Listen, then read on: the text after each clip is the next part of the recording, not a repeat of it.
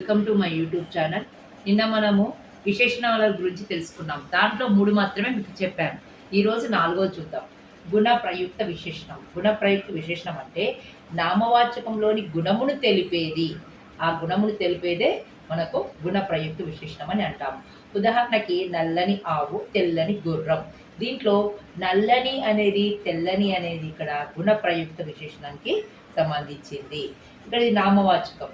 నామవాచకంలోని గుణమును ఆవు ఎలా ఉంది అని చెప్పడానికే ఈ నల్లని మనం ఉపయోగించాం. గుర్రము ఏ రంగులో ఉందని చెప్పడానికి తెల్లని ఉపయోగించాం. దీనికి మనము గుణ ప్రయుక్త విశేషణం అని అంటాం. సంఖ్యా ప్రయుక్త విశేషణం అంటాం. సంఖ్యా ప్రయుక్త విశేషణం అంటే ఒక సంఖ్యను విశేషణంగా ఉపయోగించినది. అంటే ఒక సంఖ్యని ఏంటిది మొదట ఉపయోగిస్తాము. ఆ ఉపయోగించే పదాన్ని మనము సంఖ్యా ప్రయుక్త విశేషణం అని అంటాము. ఉదాహరణకి పంచ పాండవులు, సప్త ఋషులు, ఇలాంటి పదాలు. అంటే పాండవులకు ముందు పంచ అనేది వచ్చింది. పంచ అంటే 5 అని అర్థం. ఋషులకి ముందు సప్త అని వచ్చింది, 7 అని అర్థం.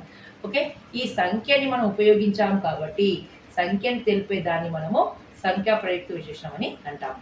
నెక్స్ట్ 6వది ద్రవ్య ప్రయుక్త విశేషణం. ద్రవ్య ప్రయుక్త విశేషణం అంటే ద్రవ్యము లేక పదార్థము తెలియజేసినది. ద్రవ్యము లేక పదార్థము తెలియజేయునదే ద్రవ్య ప్రయుక్త విశేషణం అని అంటాం. ఉదాహరణకి బుద్ధివంతుడు, కాంతివంతుడు. దీనిలో బుద్ధివంతుడు, బుద్ధి అనేది ఒక మనం పదార్థం కింద తీసుకోవచ్చు. కాంతి అనేది మనం పదార్థం కింద తీసుకోవచ్చు. ఈ బుద్ధివంతుడు ఒక వ్యక్తి ఎలా ఉన్నాడు అని చెప్పి ఆ గుణముని తెలిపేదే బుద్ధివంతుడు అనేది.